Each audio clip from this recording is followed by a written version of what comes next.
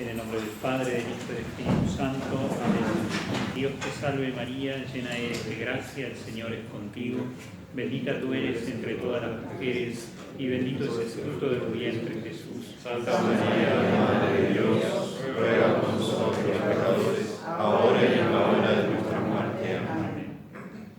Nuestra Señora del Santísimo Rosario de Fátima, ruega por nosotros. Santo Domingo nuestro Padre, Ruega por nosotros.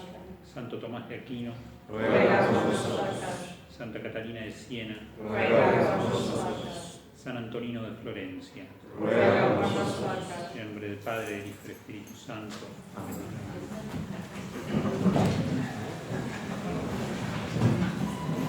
Bueno, brevemente entonces, como siempre, el resumen de la clase pasada. Básicamente este resumen es la continuación del anterior. Queda como tarea de ustedes, digamos, compaginarlo en uno solo si les parece bien.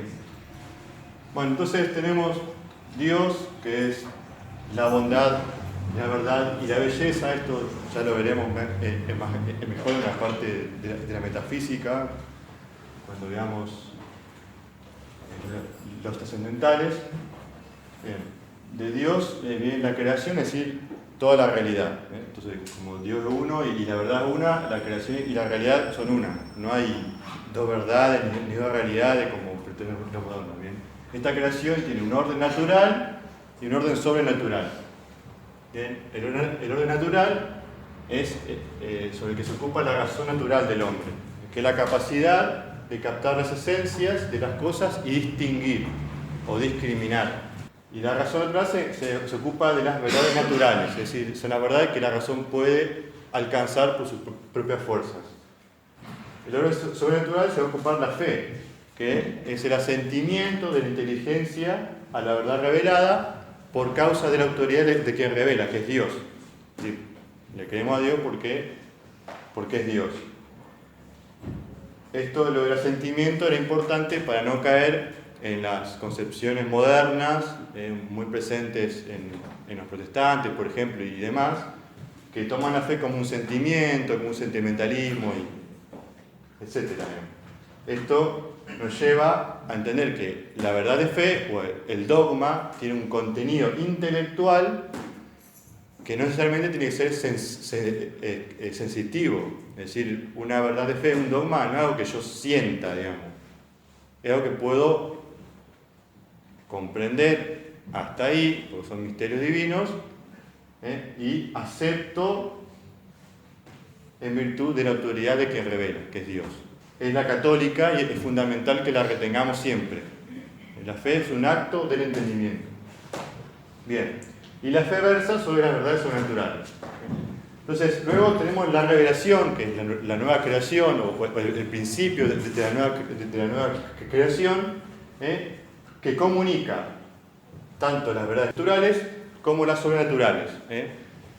Las unas por necesidad moral, es decir, como auxilio para el hombre, por los límites de la razón; la otra con necesidad absoluta, ya que el hombre las requiere para salvarse, pero no podría alcanzarlas sin la revelación.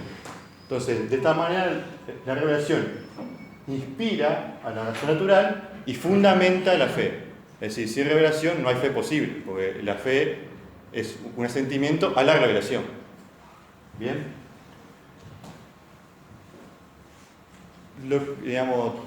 Toda la clase de miércoles pasado versaba, sobre la reciprocidad entre razón y fe.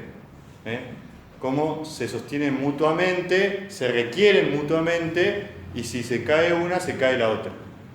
Esto está contenido, como en síntesis, en el primer párrafo de la Fides et Ratio de Juan Pablo II. O sea, de hecho, cuando comienza mismo se dice: la fe y la razón son las dos alas con las cuales el espíritu humano se eleva a la contemplación de la verdad. Bueno, todo esto está contenido en esa frase. De ahí la frase latina fides querens intellectum, es decir, la fe que busca el entendimiento, que lo requiere. Bueno, esto que como que condensa el método tanto de la filosofía cristiana como de la teología, que son cosas distintas, pero que comparten, digamos, esta conciencia de la reciprocidad entre fe y razón. El modelo supremo, Santo Tomás de Aquino, que ya, digamos, como veíamos, se ha propuesto por el magisterio mismo, ¿no? Como modelo de este Fides Querens Intellectum. Y había una corrupción específica de cada orden.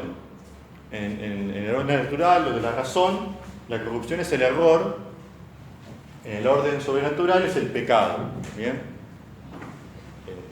Aquí recuerden, ¿no?, cómo la Iglesia combate ambos, tanto el error como el pecado, y con los padres de la Iglesia, con San Agustín, por ejemplo, entendemos que el error es lo peor que le puede pasar al hombre en esta vida. ¿Por qué? Porque todo pecado es un error, y un error provoca muchos pecados.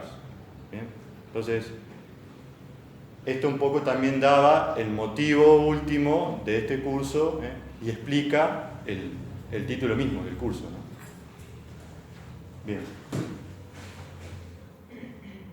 Hasta ahí, digamos, el resumen del miércoles pasado, conectándolo con lo que fue el anterior. Bueno, muy bien, vamos a aprovechar la pizarra, así que la exposición de hoy va a ser un poquito más dinámica tal vez, porque nosotros ahora vamos a comenzar con el bloque de lógica. Y la lógica, digamos, maneja un montón de conceptos que son difíciles, tal vez es una parte aburrida del curso, pero que necesariamente hay que desarrollar, por lo menos en sus aspectos más importantes, porque de ella va a depender captar el sentido profundo que tiene la racionalidad filosófica. Respecto de esto, hay que decir que nosotros veníamos diciendo que la filosofía es una ciencia como tal. Y como es ciencia, esto es en contra de las posturas modernas, como es ciencia porque se puede demostrar. Es decir, existen principios de demostración de las verdades filosóficas. Y como hay demostración, la demostración se sirve del argumento racional. Entonces hay que darle mucha importancia a este bloque, que es el de la lógica. Para los antiguos, la lógica era una ciencia fundamental, así para Aristóteles, por ejemplo, que le dedicó grandes obras, todas en un conjunto, conocidas como el Organon, donde él justamente desarrolla este aspecto de la racionalidad filosófica en vistas a la argumentación de las verdades y a la fundamentación racional de ellas. Los medievales ciertamente que asumen esta forma de entender la lógica, la perfeccionan en muchos aspectos y sobre todo la ponen en práctica. Es decir, que con la necesidad de demostrar las verdades de fe, la lógica entró en una actividad superior, es decir, en esta búsqueda de la racionalidad que quiere entender, sobre todo los medievales y la escolástica con preeminencia, desarrolló la lógica con una atención especial. Por eso es que Santo Tomás de Aquino dice que la lógica en principio es como un arte, en el sentido de que la lógica debe estar puesta al servicio de la verdad. Porque para alcanzar la verdad, como nosotros veníamos hablando, el filósofo es aquel que busca la verdad, necesita valerse del propio entendimiento para alcanzarla. Y valerse del entendimiento supone seguir la naturaleza misma del entendimiento. Entonces nosotros partimos del dato de que el entendimiento que la verdad es accesible al entendimiento. Así dice, por ejemplo, el mismo Guy Bochaca, que es el autor del texto que nosotros seguimos, la lógica es considerada por Santo Tomás como un arte en el sentido de que ayuda a razonar correctamente, así como existe el arte de construir, por el cual el hombre efectúa actos de construcción. En una primera instancia, entonces, la lógica como herramienta. Esto también es muy importante distinguir, esta distinción primera que se hace, es muy importante porque para los modernos la lógica va a terminar siendo un fin, es decir, la verdad filosófica va a estar puesta por debajo de la argumentación lógica. Aquí nosotros debemos resaltar entonces este aspecto de medio que tiene la lógica. Y otra distinción que hay que hacer es que la lógica la podemos distinguir del buen sentido. Es decir, el buen sentido es aquel hábito que tienen la mayoría de ustedes por la cual saben razonar correctamente guiados por verdades que en principio no están puestas en duda y mediante ellas ustedes y cualquier ser humano accede a conclusiones verdaderas sin necesidad de detenerse en los procedimientos que la razón hace para acceder a ellas.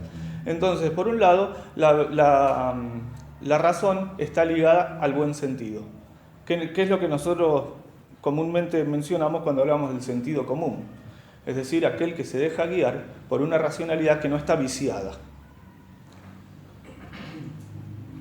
Primer aspecto entonces de la lógica. Así dice, por ejemplo, Leibniz, que es un autor moderno, que las leyes de la lógica no son sino las reglas del buen sentido puestas en orden y por escrito. Es decir, todos nos servimos de la razón para alcanzar la verdad, aunque no todos se dedican a la lógica. Bien, la lógica entonces es como parte de la filosofía aquella rama que intenta establecer los principios de la demostración racional. Entonces tenemos aquí la lógica como arte, a lo cual hay que agregar después la distinción ya específica de la lógica como ciencia. Santo Tomás define a la lógica como el arte por el que se dirigen los actos de la razón para alcanzar el conocimiento de la verdad ordenadamente, con facilidad y sin error. En este mencionar ordenadamente y con facilidad se ve que existe como un hábito del entendimiento que procede de tal manera que no termina en el error. Entonces, nosotros podemos hablar de la virtud lógica, como una especie de hábito intelectual, para aquella por la cual nosotros accedemos fácil y ordenadamente a las conclusiones verdaderas. ¿Se entiende hasta ahí? Se puede decir que el doctor Angélico entiende la lógica como una ciencia por cuanto brinda conocimientos ciertos de validez universal y como una cierta virtud por cuanto supone un hábito que consiste en volver fácil y ordenadamente la búsqueda de la verdad. El acceso a la verdad siempre es intelectual, cognitivo y moral, es decir, siempre hay una actitud moral hacia la verdad. Por aquello que decía San Agustín, no te hubiese conocido si antes no te hubiese amado. Es decir, el apetito por la verdad está previamente impreso en el entendimiento humano. Entonces el camino hacia ella es intelectual y también supone un orden moral, es decir, una necesidad humana que está inscrita en su propia naturaleza, que busca desinteresadamente y sin vicios la explicación o la argumentación para concluir a las verdades. Es muy necesario esto de razonar artísticamente, porque nos evita caer en el error. El error es consecuencia de no saber razonar correctamente. Esto es un principio elemental de la lógica, porque supone que la realidad en principio es evidente, no es confusa de suyo, Es decir, la realidad misma de la que hablábamos la clase pasada está puesta delante del entendimiento sin ningún tipo de trampas. Es decir, naturalmente el ser humano, guiándose por la razón, puede acceder a la verdad, sin ningún tipo de vicios.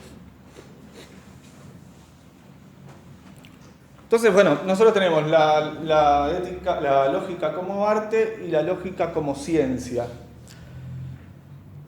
Dice Santo Tomás que la lógica estudia el complejo mundo de nuestras ideas, juicios y raciocinios, de abstraer, concretar, razonar, etc.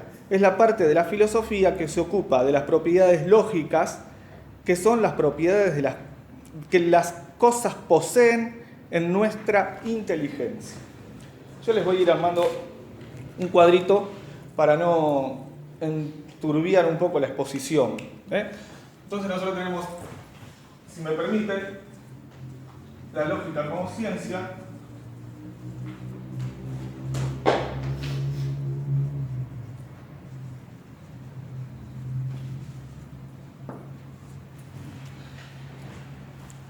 Y según esta definición, lo que hace la lógica es reconocer aquella habilidad que tiene el entendimiento de considerar las cosas desde el punto de vista de la razón misma. Un ejemplo de lo que se quiere decir. Tomemos una proposición.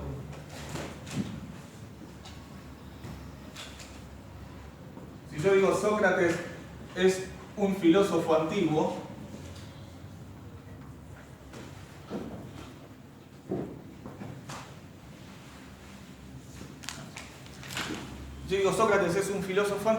esta es una verdad real. O con fundamento en la realidad. Es decir, el ser filósofo para Sócrates compromete su propia realidad, su existencia misma. En cambio, yo puedo decir, tomando casi la misma forma, Sócrates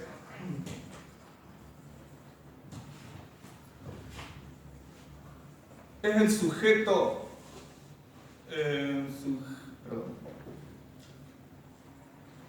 sujeto de la proposición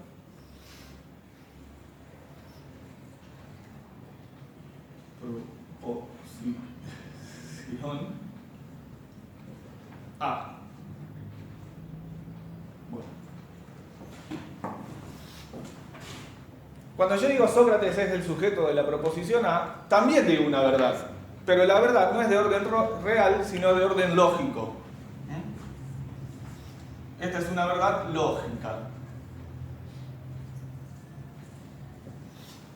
¿Cuál es la diferencia? Que que la verdad real se da en las cosas. En cambio, la verdad lógica se da en el entendimiento propiamente. ¿Se entiende? No tiene fundamento real, es decir, no es que Sócrates de suyo o en su esencia sea sujeto de la proposición, sino que es una distinción que hace la razón en las cosas. Es decir, que la verdad lógica afecta al lenguaje, es decir, aquello que yo puedo predicar de Sócrates. Primera aproximación al planteo de la lógica. Esto es muy importante. ¿Saben por qué? Porque los filósofos modernos sostienen que la filosofía no es ciencia, sino que más bien es un conjunto de postulados o argumentaciones diversas que se ponen en confrontación entre sí y se prueba, digamos, cuál tiene más validez o no, pero tomadas así en conjunto. Entonces dicen que la filosofía intenta ser una simple disciplina que tiene como propósito, validar los argumentos, y así directamente se destruye la filosofía, que es lo que muchos filósofos modernos han intentado hacer, dándole validez solamente a la ciencia empírica o a la ciencia experimental. Ciertamente que destruyeron la filosofía al colocar a la ciencia experimental como único criterio de verdad. Llevado a ese extremo, evidentemente la verdad filosófica pierde su fundamento. ¿Cuál es el fundamento de la verdad filosófica? La realidad misma, como nosotros decíamos en la clase pasada. Ahora, esa verdad misma se encuentra en las cosas con un fundamento racional suficiente. Y digo suficiente porque evidentemente la realidad como tal no se puede penetrar exhaustivamente por la inteligencia. ¿Podrías decir una palabra de Ockham de nominalismo? Sí, yo después llego a algo de eso. Muy importante, ¿eh? Están las conclusiones de todo esto, por eso es válido. Principio entonces elemental, la distinción entre el orden lógico y el orden real. Lo que sucede es que el orden lógico nunca puede contradecir al orden real, es decir, yo no puedo sacar una verdad lógica que no esté fundamentada en el orden real. Porque si no viene aquello que mencionábamos en el cuadro, que es el error. El error proviene de una falsa argumentación, o en todo caso de falsas conclusiones en las argumentaciones. ¿Se entiende? Esto es muy, muy válido. Porque nosotros tenemos, en principio, los principios universales de los cuales la razón parte para afirmar la verdad en las cosas, y de ellos depende todo el orden racional que implican la línea de conclusiones a las cuales yo voy a ir abordando. Vamos despacio, ¿no? Entonces tenemos que las cosas o el ser, la realidad, tiene entonces una doble formulación. Por un lado está la formulación lógica y por el otro la real. Tal vez el orden en teoría sea al revés. Por un lado la verdad real y por el otro la lógica, ¿no?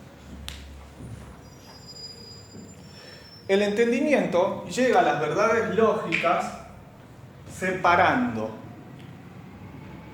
¿Qué hace? ¿Separa qué? Separa las nociones que comprende de las cosas reales. Nosotros vamos a ir abordando con este desarrollo al primer eje de la lógica, que es el tema tal vez de esta clase. El primer eje o el primer elemento o componente de la lógica, que es el concepto. Pero me estoy adelantando un poquito. Si me permiten. Bueno, entonces esto que digo, todos los seres tienen un modo de ser doble, real, con fundamento en las cosas mismas, o intencional.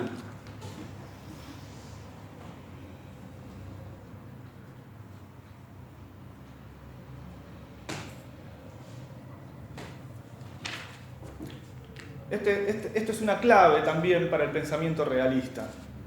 No descubrir la profundidad que tiene esto es un postulado de fuerte presencia en el pensamiento de Santo Tomás de Aquino, que tal vez sustenta la validez del realismo. Que las cosas tienen una doble existencia en el orden real y en el orden lógico, y que en el orden lógico tienen una existencia intencional. ¿Qué significa esto? La existencia de una cosa, que una cosa exista realmente, importa al acto de ser, es decir, que tenga el influjo aquel por el cual se mantiene en el ser una cosa. Esto es un poco abstracto, pero ustedes vayan conservando. Después en el desarrollo del curso, vamos a ir profundizando en cada uno de estos conceptos. Así que ustedes mantengan la calma, digamos, ¿no? Lo importante es que las cosas que existen realmente existen en función del acto de ser. Es decir, algo que los mantiene realmente en la existencia.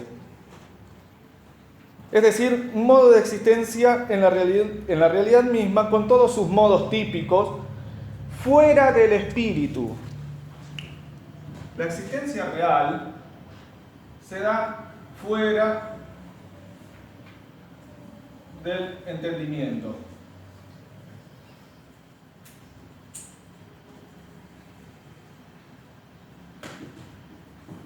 En cambio, la existencia intencional se da de manera inmanente al propio entendimiento, es decir, se da dentro del entendimiento. Yo digo, por ejemplo, existencia fuera del entendimiento, y hablo de Sócrates. Y allí Sócrates aparece, digamos, como una sustancia real, una cosa real. A él le corresponde ser gordo, ser bajito, o ser robusto, ser morocho, porque dicen que era morocho, Sócrates. A él le corresponde ser filósofo, y todas esas notas que yo voy distinguiendo en el ente real son categorías. Después vamos a volver sobre las categorías. Pero esas cosas, lo importante acá es que esas cosas se dan fuera del entendimiento. ¿Me siguen? ¿Sí? En cambio, el ser intencional es un modo de ser separado. ¿Separado de qué? De lo real. Es decir, que el entendimiento lo que hace, toma una realidad concreta y la separa. Y al separarlo, lo que logra es considerarla racionalmente.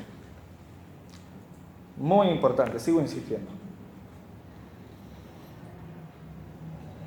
Bueno, la lógica entonces estudia los modos en que la mente humana clasifica, ordena estos seres de la razón, los seres intencionales. La razón que hace, ordena, clasifica todos esos seres que se dan dentro de su propia interioridad, que son tomados de la realidad y estructurados por el mismo entendimiento.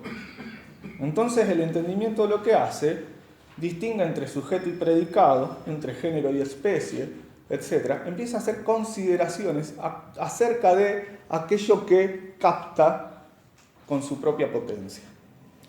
Ya vamos a ir explicando mejor. Esta armazón lógica la llamamos entes de razón.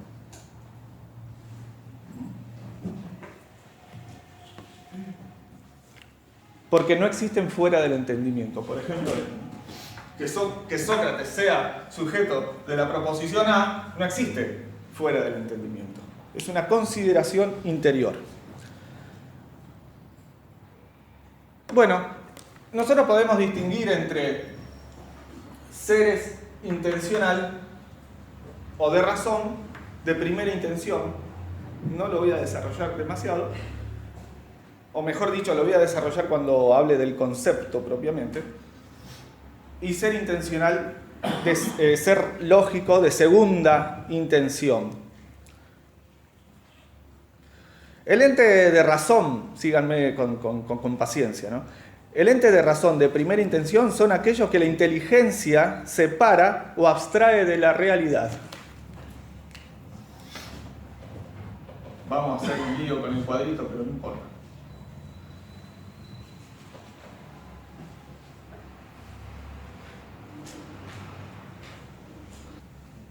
De primera intención y de segunda intención.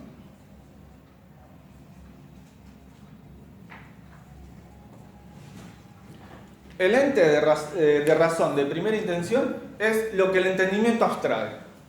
Ya vamos a llegar a eso.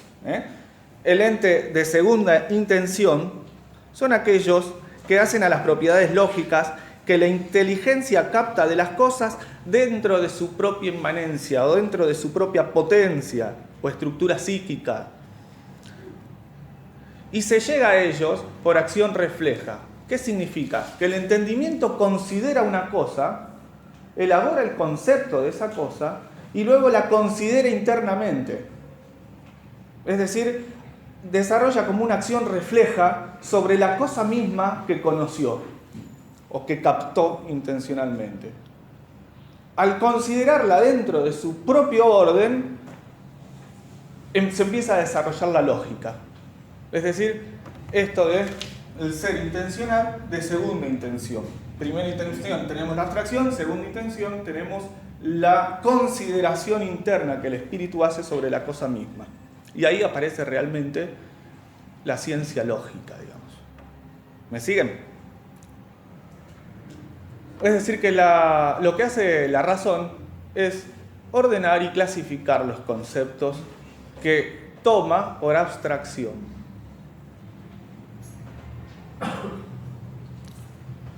Dice entonces Santo Tomás de Aquino que el ser, es decir, la realidad de una cosa, se dice de dos maneras. Una, en tanto que es cópula verbal, que significa la composición de cualquier enunciado que hace el alma o el entendimiento. Por eso, este ser no es algo que se da en la realidad, sino solo en el acto por el cual el alma afirma o niega algo. Yo debería borrar porque si no esto se va a hacer muy complicado. Pero eso vale una explicación.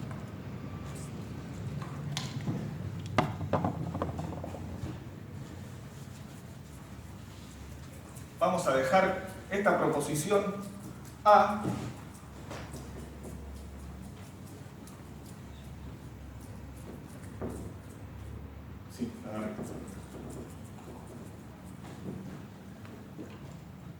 para poder desarrollarlo. Sócrates es el concepto, digamos, es lo que el entendimiento capta. Es decir, la idea mental que nos hacemos de algo. Eso es de primera intención. De segunda intención es aquello que el espíritu hace sobre ese concepto. Entonces lo que dice Santo Tomás de Aquino es que en un principio la razón distingue entre el ser real y el ser intencional, es decir, el ser con existencia en la misma razón. ¿Y qué hace la razón? Distingue, es decir, separa o une, de acuerdo a ¿qué? A una cópula. Esa afirmación, Sócrates es un filósofo antiguo, se llama cópula, ¿no es cierto?, que une dos términos, el sujeto con el predicado. Esto de la lógica está totalmente vinculado con el lenguaje, por eso. Entonces, yo tengo el Sócrates como sujeto y un filósofo antiguo como predicado. La cópula es la afirmación que hace el entendimiento acerca de este concepto o de esta idea mental. También puede decir, por ejemplo, que Sócrates no es un filósofo sofista o no es un sofista. Sócrates no es un sofista, valdría escribirlo, pero no lo voy a escribir. Pero podríamos poner, Sócrates no es un sofista. Y ahí la cópula existe realmente también, como distinción o como separación. Esa consideración la hace el entendimiento. Muy importante esto, porque nosotros lo que estamos resaltando acá es que la verdad lógica siempre tiene un fundamento en la realidad. Y es el espíritu o la razón la que hace como esta operación de distinción o de unión en las cosas mismas. ¿Me siguen? Continúa Santo Tomás de Aquino diciendo, en este sentido el ser se atribuye a todo aquello que se puede formar. Me fallan los lentes. En este sentido el ser se atribuye a todo aquello de lo que se puede formar una proposición, ya sea ente, ya sea privación de ente, pues decimos que la ceguera es. De una segunda manera se llama ser al acto del ente en cuanto que ente, es decir, aquello por lo que algo se denomina ente en acto en la realidad. Ente en acto en la realidad. Vuelvo sobre lo otro que venía diciendo. La existencia de la cosa en la misma realidad. Yo vengo desarrollando con este párrafo de Santo Tomás de Aquino esa consideración doble que hay entre el orden real y el orden lógico. ¿Me siguen? ¿Se entiende? Es decir, que el orden real tiene fundamento en el acto de ser, es decir, aquello que hace que la cosa exista afuera del pensamiento, la realidad misma, las cosas, la existencia de este vaso, de esta mesa o de cualquier cosa, o de un libro. ¿Se entiende? Entonces, primero existe la cosa fuera del pensamiento con fundamento propio, y luego el entendimiento capta esa cosa y la transforma abstrayéndola en una noción inteligible o en una idea. ¿Vamos hasta ahí? ¿Me siguen? Bien, dejemos un poco este asunto, ya vamos a volver, para desgracia de ustedes. Vuelvo a insistir que esta parte es un poco tediosa, pero tiene una validez fundamental. Yo permito que si alguno de ustedes quiere hacerme una pregunta, o porque tal vez La no... noción inteligible, en el caso de eso que tenemos delante, es que eso es un vaso, el reconocimiento de que eso es un vaso, es una noción que vos tenés anterior. Sí. Lo tomás de la realidad misma. El entendimiento se dirige hacia la cosa y hace lo que ahora yo voy a desarrollar, un concepto. O la primera operación que hace el entendimiento, que es la simple aprehensión. Es decir, captar dentro de su propia potencia aquello que está fuera de la realidad. ¿Eso sería una primera intención? Primera intención. Muy bien. Exactamente. ¿Se entiende? Si yo voy a decir que el vaso es de vidrio, ya hay una consideración interior del pensamiento sobre la cosa misma. Es decir, como que el pensamiento vuelve sobre las notas sensibles del vaso. Entonces yo lo percibo, yo sé que es un vaso y noto que es de vidrio, que es transparente, que tiene tal peso y tal tamaño. Eso es lo que a mí me permite captar la idea del vaso. Y luego el entendimiento, cuando hace su segunda intención, por acción refleja, vuelve sobre las notas y dice, el vaso es de vidrio, por ejemplo, ¿no? ¿Me siguen? Yo voy a profundizar un poquito más esto cuando entre puntualmente en el concepto o en la simple aprehensión, que es la primera operación que hace el espíritu y que es el primer tema de la lógica. Nosotros estamos entrando, digamos, al problema este de la lógica. No tengo mucho tiempo, pero vamos a avanzar hasta donde podamos. Total, el padre ya me autorizó que si yo necesito dedicarle más tiempo a algunas cosas, yo lo puedo ocupar. Y me parece que hay algunas cosas que son prioridad, digamos. Entonces esto que yo vengo diciendo, de que la lógica está dividida en 3 fases. Estas fases siguen a la operación de la misma inteligencia. Está en la misma naturaleza psicológica del hombre. Así tenemos, la primera operación que hace el intelecto es la simple aprehensión. Y es lo que nosotros llamamos en lógica la lógica del concepto, que es la primera operación que hace el entendimiento sobre las cosas, la simple aprehensión.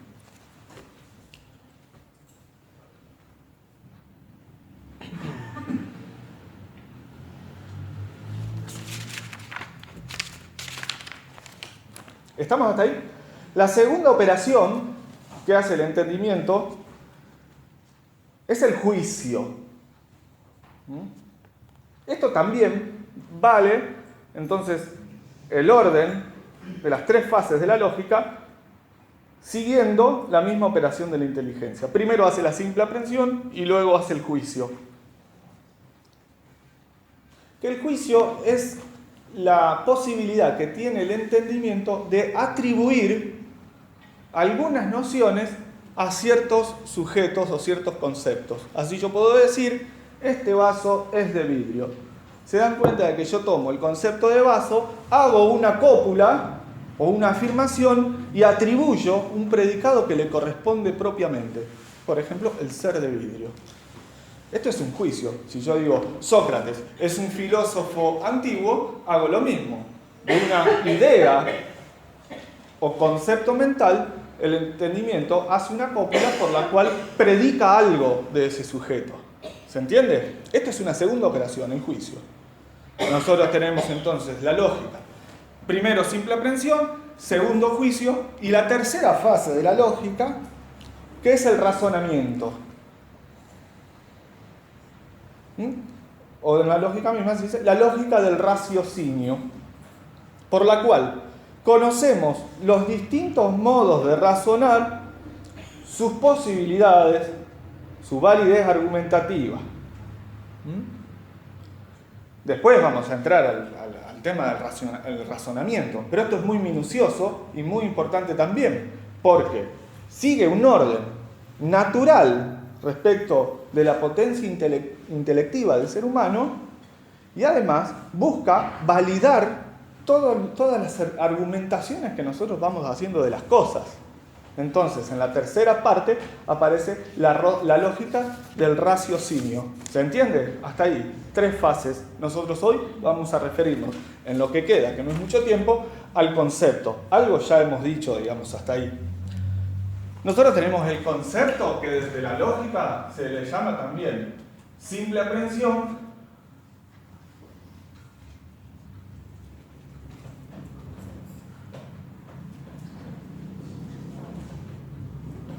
Disculpen la letra.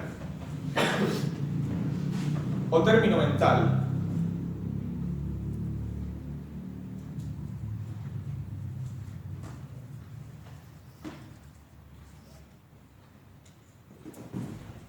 Simple aprehensión o término mental. La simple aprehensión, entonces, es la primera operación del entendimiento y es la operación más simple que hace a la vez el entendimiento. Consiste en esto que hablaba yo recién, en captar en la realidad una noción inteligible o intencional. Es decir, consiste en abstraer algo que está en la cosa concreta y transformarlo en un objeto de pensamiento. Esto es muy complejo. ¿Cómo lo hace el entendimiento puntual o minuciosamente? Lo podemos llegar a desarrollar, pero ahora no alcanza. Nosotros vamos a decir, en principio, cuáles son las características que tiene este concepto o simple aprehensión. Lo que hay que decir es que hasta ahí el espíritu no dice nada, simplemente conoce la cosa.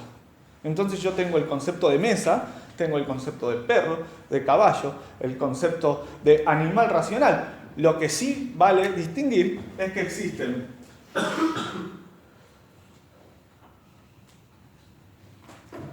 conceptos simples o complejos.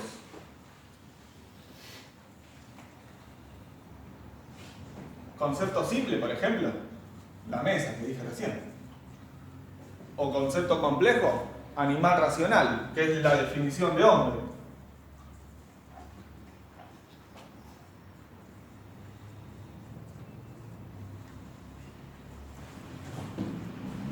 ¿Estamos hasta ahí? Primera distinción acerca del orden de los conceptos. También se dice que el concepto o término mental es un signo formal, anótense esto, por el cual captamos cómo las cosas son en la realidad, o que son esto o que son aquello, como decimos. Es decir, un signo formal. Este signo formal remite al significado. Esto es muy importante.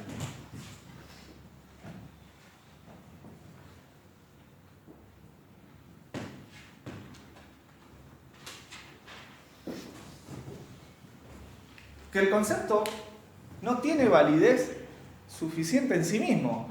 Es decir, que el entendimiento se dirige hacia las cosas, capta por los sentidos sus determinaciones y elabora por medio de la abstracción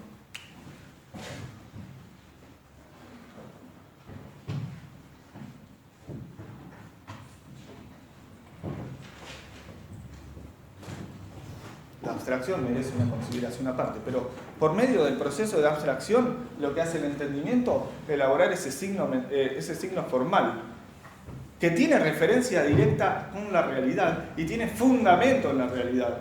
Algunos filósofos modernos, sobre todo el empirismo inglés, consideraba, por ejemplo, que el concepto es lo mismo que la inteligencia conoce, pero en su propia, con fundamento en su propia inmanencia, quiero decir yo, en su propia potencia interior. Es decir, ellos decían que el concepto es como una especie del reflejo de la realidad. ¿Qué significa esto? Que el entendimiento no conoce la realidad sino el reflejo.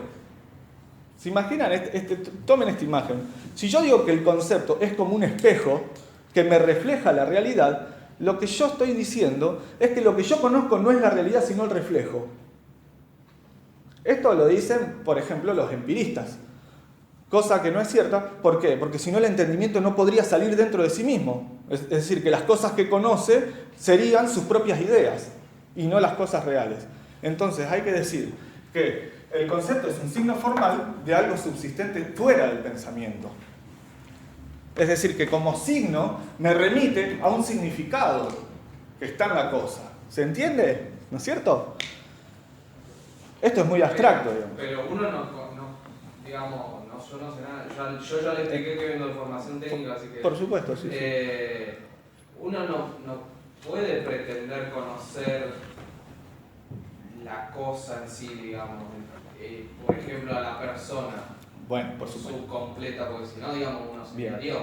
Bueno, muy bien. Primera consideración que vale traer a colación es que el entendimiento no capta minuciosa y acabadamente la realidad.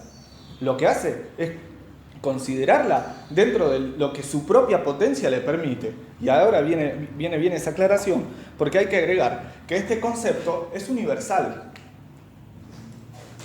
Este signo formal es universal.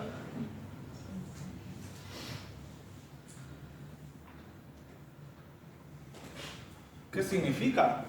Que las propiedades que yo conozco de una cosa las puedo atribuir a un conjunto de cosas comunes. Es decir, por ser universal, nosotros decimos que el concepto es una noción común.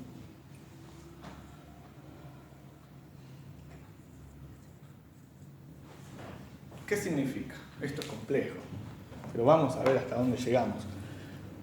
Yo tengo este vaso delante, vamos a seguir con el ejemplo del vaso. Cuando el entendimiento capta el concepto, lo hace partiendo de los datos sensibles que se me dan a los sentidos externos, es decir, a la vista, al tacto, al gusto y al sentido común, que me permite hacer, digamos, como una distinción, mezclando un poco los datos sensitivos. Yo puedo golpear, y el entendimiento lo que hace es formar una especie de imagen interior que los filósofos llaman el fantasma, que es la unión de todos los datos sensibles ya como si fuera en la puerta del entendimiento mismo. Dentro de todas esas notas que el entendimiento distingue, yo digo el sentido común. Si alguien viene y me hace así y yo no estoy viendo, yo por medio del oído ya capto que esa vibración en el aire que produce el sonido viene del vaso y que pertenece a esta misma realidad. Bueno, eso hace como una imagen mental que se llama fantasma, que me aporta todos los datos sensibles.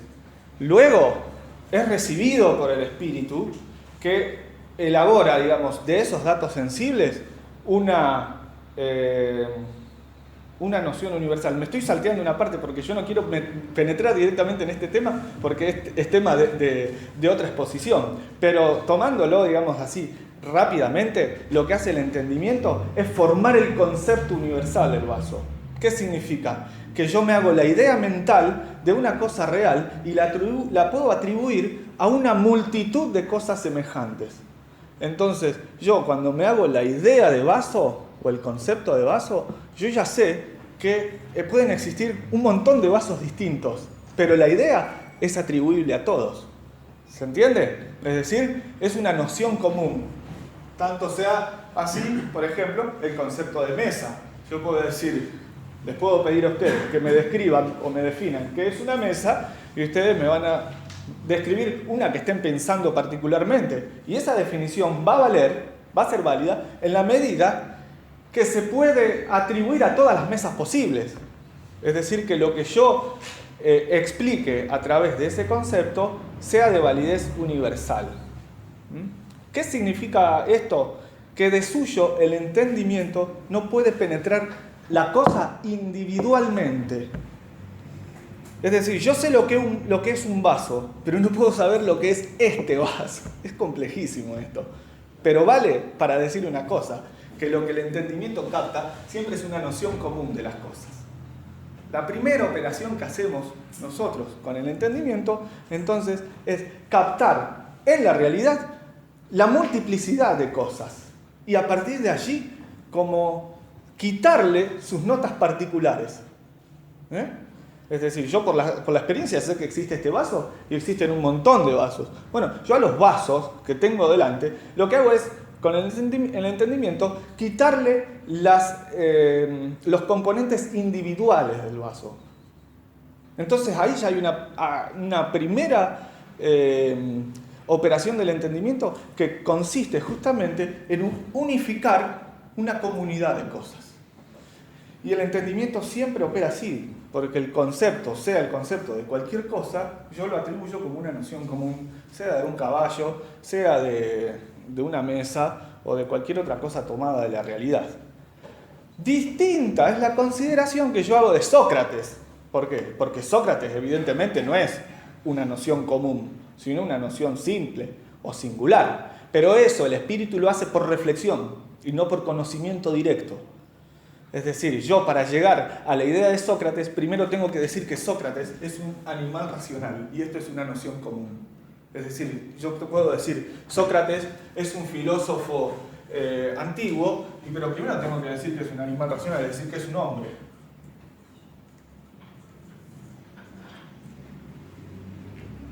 Es complicado esto, ¿no es cierto? Más o menos. Bueno, yo les pido por favor que después hagan todas las preguntas necesarias o ahora mismo. Lo que sí es que como concepto el espíritu hace un primer movimiento, es decir, para la formulación del concepto, el espíritu hace un primer movimiento que se dirige hacia las cosas reales, que son múltiples, y allí toma una noción común. Yo no puedo conocer a Sócrates individualmente si no es a partir de signos formales que tienen validez universal. Es decir, primero yo sé que Sócrates es hombre. Luego yo sé que Sócrates es un filósofo griego. Y así el entendimiento como que va separando y haciendo distinciones siempre en común. Entonces arma como grupos y subgrupos.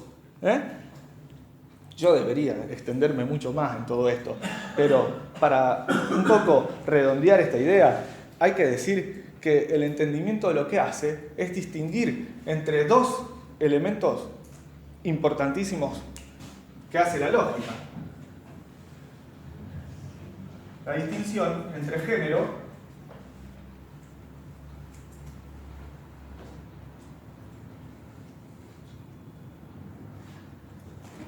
y especie.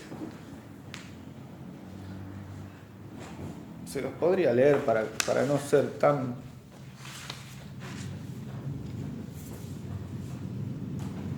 Una vez tomada una idea de la realidad, es decir, tomada una cosa real y formulado el concepto de la simple aprehensión, el entendimiento puede distinguir entre género y especie. ¿Qué es esto? Que es un ordenamiento de las ideas que hace el entendimiento. Por consiguiente, los seres, por ellas, por las ideas representadas, según una jerarquía, siguen una jerarquía que está fundada en su extensión. Vamos a ver. Género, por ejemplo, yo digo animal. Es una idea, la idea animal. ¿Cuántos seres vivos entran en la idea de animal? Un montón, todos los seres vivos, por lo menos los que tengan movimiento propio, animal. Luego, yo hago una distinción más y digo perro. Entonces yo tengo el género animal y la especie perro. Y esa es una diferenciación, una distinción que hace el entendimiento clasificando nociones universales y como agrupándolas en propiedades más reducidas o más acotadas. Así yo tengo la especie perro. O ahí mismo puedo decir el género perro y la especie especificada por una raza. Por ejemplo, perro y digo gran danés. Entonces ahí también el espíritu hace lo mismo. Toma un género de cosas y formula un subconjunto, por así decirlo, que me agrupa un montón de perros que se clasifican dentro de algunos aspectos comunes. ¿Se va entendiendo? Esta distinción es fundamental también. ¿Qué significa? La idea superior en extensión se llama género. con relación a la idea inferior. Vamos de vuelta. Animal. La idea superior en extensión se llama género con relación a la idea inferior. Y esta se dice especie con relación a la primera. Es decir, el género y la especie se corresponden por relación de jerarquía. Es decir, es más amplio el género y más acotado la especie. Así opera el entendimiento sobre los conceptos que se hace de las cosas. ¿Se entiende? Siempre el entendimiento hace operaciones comunes. Es decir, va como agrupando la realidad y haciendo este tipo de distinciones. Yo creo que llego hasta acá porque si no van a desfallecer, ¿no es cierto? Sí. De todos modos, o sea, esto de los universales, el modo que tiene el entendimiento de llegar al individual. Si se queda solamente en los universales, digo por ahí, pensando en la pregunta que habían hecho, la manera que tenemos de llegar al universal, por algo que vos dijiste antes, hay que llegar al individual es mediante los universales. Exactamente. Llegamos efectivamente. Muy bien. Llegamos a pormenorizar lo individual, eso es cierto. Es decir, el entendimiento puede reconocer que este es un vaso concreto, es individual, no es que yo estoy diciendo acá hay una millonada de vasos. Lo que sucede es que lo hace a través de la noción universal. Es decir, por una segunda consideración o por un acto reflejo, el entendimiento puede volver sobre las cosas universales y es lo que, muy bien la pregunta, es lo que los filósofos llaman la conversio ad phantasmata, es decir, la conversión a los fantasmas. Es decir, tomadas esas nociones sensitivas de la realidad, el entendimiento las capta y elabora un concepto universal, pero luego vuelve sobre ellas y las considera a la luz de este concepto universal, pero puede volver a la cosa singular. Y por eso yo puedo decir, este vaso, ¿se entiende? Pero lo que no se puede dar es la comprensión exhaustiva de este vaso. Esto es muy complejo, pero en principio vale, digamos, como para hacer referencia a esta primera operación que hace el entendimiento. Por eso esto es lógica deductiva. Digamos, la intuición es otra cosa. Bien, muy bien. Capta inmediatamente el individual. Claro, la intuición es otra operación, digamos, que va a la captación directa de una cosa, pero no está dentro del plano de la operación del entendimiento. ¿Se entiende? ¿Hay alguna otra pregunta que quieran hacer? Yo les pido. Yo sé que este es un tema atrevido, pero mucho más atrevido es hacerlo en 3 clases, porque yo dije, bueno, vamos a dar lógica. Primera clase el concepto, segunda clase el juicio y tercera clase el razonamiento. Es para matarse, digamos. Pero por lo menos saber ver que en base a todo esto se hacen todas las deducciones que el entendimiento opera para conocer la realidad misma. ¿Qué significa? Pongo un ejemplo y tal vez con esto cierro. Que yo puedo conocer un concepto simple como mesa o incluso un concepto complejo como hombre. Y ahí el entendimiento hace la abstracción, pero después vuelve sobre esas nociones o sobre esas ideas. Y de ahí, por razonamiento, yo puedo llegar a la idea de que el hombre tiene un alma inmortal, por ejemplo. Y que el alma inmortal no se da a la experiencia, o sea, yo no tengo experiencia sensible de la inmortalidad del alma, pero sí puedo llegar a hacer juicios y raciocinios válidos que me permiten concluir cosas que están contenidas dentro del concepto de hombre, por ejemplo. Y eso lo hace la lógica. Y sin lógica no se puede llegar a esa demostración. Lo que vale es que hay demostraciones de estas cosas. Lo que sucede es que hay que servirse correctamente de la lógica. Es decir, la lógica de suyo no engaña nada. Lo que sucede es que falta el hábito de la lógica. Es decir, hay que saber razonar para admitir las conclusiones verdaderas y arribar a conceptos o nociones o verdades muy complejas, como ser la eternidad del hombre, la existencia de Dios, la libertad humana, que no son sacadas directamente de la experiencia concreta y particular, ¿sí? Pero sí se deducen. Entonces, por eso es muy importante la lógica. Miren, yo, para ir terminando, no quiero, digamos, no pretendo que ustedes sepan repetir absolutamente esto. Lo que sí quiero que ustedes consideren la existencia de esta disciplina en la filosofía, que es el punto de partida de la racionalidad filosófica. Es decir, las verdades a las que la filosofía puede llegar a concluir se fundamentan en una serie de razonamientos y que siguen un orden, los razonamientos. Estos razonamientos que hace el espíritu tienen un orden muy minucioso y evidentemente, hay que decirlo, no es para cualquiera, ¿cierto? Pero la verdad es que por lo menos los medievales se habían ejercitado tremendamente en esto de la lógica, porque reconocían la validez de los argumentos filosóficos para llegar a verdades insospechadas, sobre todo para el mundo pagano. Bueno, no puedo seguir más, digamos, porque me corre el tiempo, pero... Ariel, ¿podés volver a lo que preguntó el padre? ¿Podés volver a lo que preguntó el padre? ¿En qué se equivocó el nominalismo? Bueno, muy bien, esto tiene que ver con esto, de que el concepto es un signo formal tomado de la realidad y que el entendimiento hace distinciones sobre las cosas con fundamento en las mismas cosas. Entonces, está eso de que el ser o las cosas se dicen de múltiples maneras y esas múltiples maneras de decirse hace que el entendimiento pueda hacer todo este proceso de abstracción y de distinción entre género y especie siempre con referencia a la cosa. Pero el concepto tiene fundamento en la misma cosa, es decir, está contenido en la misma cosa. Es decir, que lo que hace el entendimiento es sacarlo de ahí y transformarlo en una idea mental. No propiamente el concepto, porque el concepto ya es una propiedad lógica. Lo que hay que decir es que hay algo contenido en la cosa que es un universal. Esta cuestión de lo universal es motivo de disputas eternas entre los medievales. Lo que sí se quería demostrar es que el universal tiene fundamento en la realidad y que es una cosa, por decirlo así, a lo que el espíritu llega.